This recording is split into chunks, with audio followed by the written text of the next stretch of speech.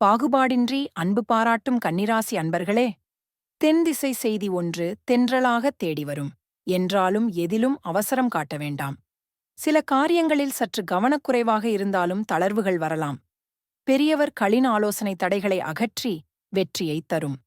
நண்பர்களின் சந்திப்பு மகிழ்ச்சியைத் தரும். சொல்வாக்கால் செல்வாக்கை அடைவீர்கள். உத்தியோகத்தில் பொறுப்புகள் அதிகரிக்கும். பணிகளை விரைந்து முடித்து உயர் அதிகாரியின் பாராட்டைப் பெறுவீர்கள்.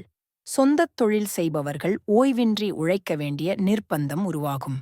புதிய வாடிக்கையாளரால் பொருள் வரவு கூடும். கூட்டுத் தொழில் நல்ல லாபத்தை கொண்டுவரும். போட்டிகள் அகன்று தொழிலை மேம்படுத்தும். குடும்பத் தேவைகளை பூர்த்தி செய்வீர்கள். கலைஞர்கள் புதிய வாய்ப்புகளைப் பெற்று உற்சாகமாக செயல்படுவர். வருவாய் அதிகரிக்கும். பங்குச் சந்தையில் எதிர்பார்த்த லாபம் இருக்கும். சிறப்பு பரிகாரம்: இந்த வாரம் வெள்ளிக்கிழமை துர்க்கை அம்மனுக்கு செவ்வரளி மாலை சூட்டுங்கள்.